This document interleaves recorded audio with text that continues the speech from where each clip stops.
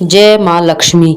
आप सभी जानते हैं कि लक्ष्मी माँ को प्रसन्न करने के लिए छोटे से उपायों की जरूरत है। अगर आप पूजा अर्चना विधि कर से माँ की पूजा अर्चना करते हैं तो माँ लक्ष्मी प्रसन्न हो जाती है, और जब माँ लक्ष्मी प्रसन्न होती है तो आपके घर में सुख समृद्धि वैभव बना रहता है, और माँ का आशीर्वाद होना आपके घर में बहुत जरूरी है। मैंने थोड़े थोड़े छोटे छोटे कुछ उपाय भी बताए हैं कि माँ लक्ष्मी को कैसे प्रसन्न किया जाए और किस तरीके से माँ लक्ष्मी हमारे घर में प्रवेश करें।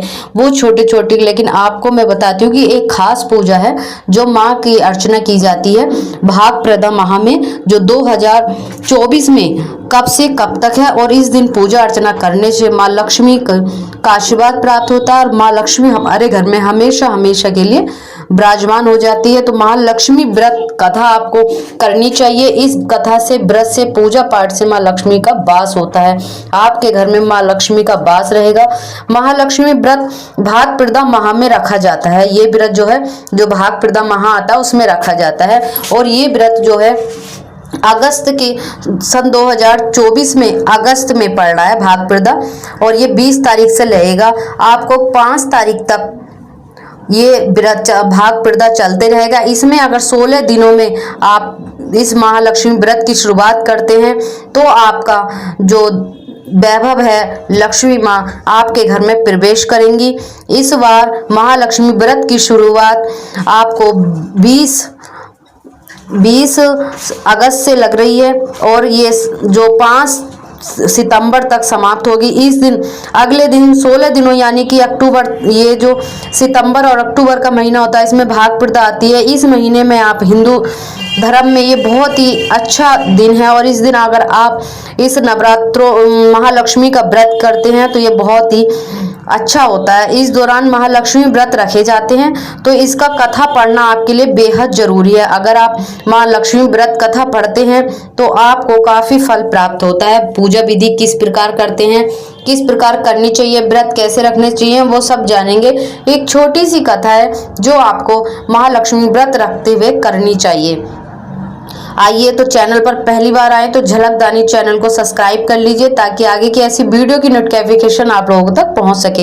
एक गांव में एक गरीब ब्राह्मण रहता था। वह दिन भर भगवान विष्णु की आराधना करता था। भगवान विष्णु उसकी भक्ति से बहुत प्रसन्न हुए और उन्होंने अपनी प्रिय भक्त को दर्शन दिए। साथ ही ब्राह्मणी ने कहा कि तुम्हें जो वरदान मांगना है तुम मांग सकते हो। तब ब्राह्मणी ने इच्छा जाहिर करते हुए कहा कि वह चाहती है कि उसके घर में माँ लक्ष्मी का वास हो जाए। हर एक कोई, अगर किसी से भी आप पूछोगे तो हर एक को ये चाहता है कि माँ लक्ष्मी का वास होना चाहिए, उसके घर में माँ लक्ष्मी का आशीर्वाद होना चाहिए। तो कहते हैं इसके बाद भगवान विष्णु ने उस ब्राह्मणी को अपने घर में माँ लक्ष्मी को बुलाने का तरीका बताया। भगवान विष्णु ने बताया कि तुम्हारे घर से कुछ ही दूरी पर जो मंदिर है वहाँ एक स्त्री आती है, जो वहाँ आकर वह उपले थापती है, तो तुम्हें उसे अपने घर लाने का आमंत्रण देना होगा। वही माँ लक्ष्मी है। ब्राह्मणी ने भगवान विष्णु के कहे अनुसार ही किया। ब्राह्मणी ने उस स्त्री को अपने घर आने का निमंत्रण दिया। तब वहां लक्ष्मी ने उस ब्राह्मणी से कहा कि वह 16 दिन के लिए माँ लक्ष्मी की पूजा करे। माँ लक्ष्मी के कहे अनुसार ब्राह्मणी ने 16 दिन तक माँ लक्ष्मी की उपासना की।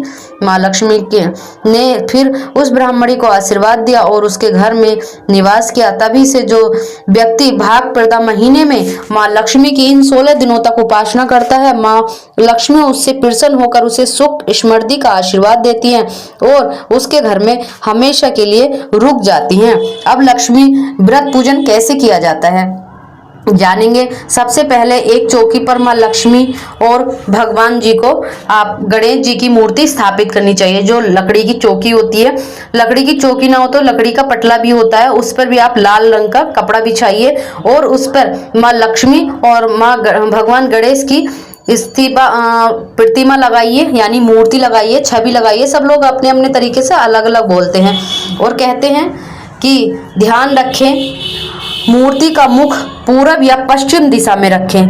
कभी भी आप दक्षिण दिशा को ना करें, पूरब या पश्चिम दिशा की तरफ उनका मुख होना चाहिए। इसके बाद थोड़े से चावल डालकर आपको चावल ध्यान रखना है कि जो अक्षत्र होते हैं वो टूटे हुए नहीं होने चाहिए, साबुत अक्षत्र होने चाहिए।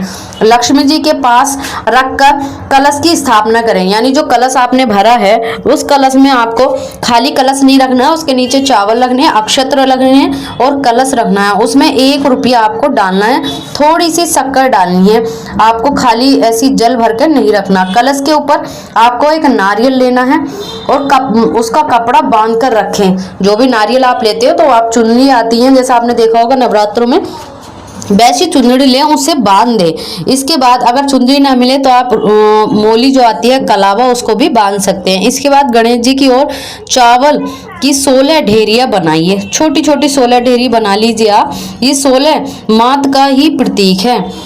नवग्रह और पोषण माता के बीच स्वास्तिक का चिन्ह भी बनाइए। आपने देखा होगा किस तरह से स्वास्तिक हमारे यहाँ पूजा अर्चना होती है हिंदू धर्म में, तो ये बहुत ही शुभ माना जाता है। आप स्वास्तिक का चिन्ह बनाइए वहाँ पर, यानी कुमकुम रोली से भिगोकर, थोड़ी रोली आती है पैकेट में, वो करके कटोरी में, और उसको गीला करके आप एक स्वास्तिक का चिन्ह बनाइए। साथ ही 11 दीपक, आप मिट्टी के दीपक ले लीजिए, अगर मिट्टी के ना ले सकें तो आप अपने घर पे आटे के भी बना सकते हैं।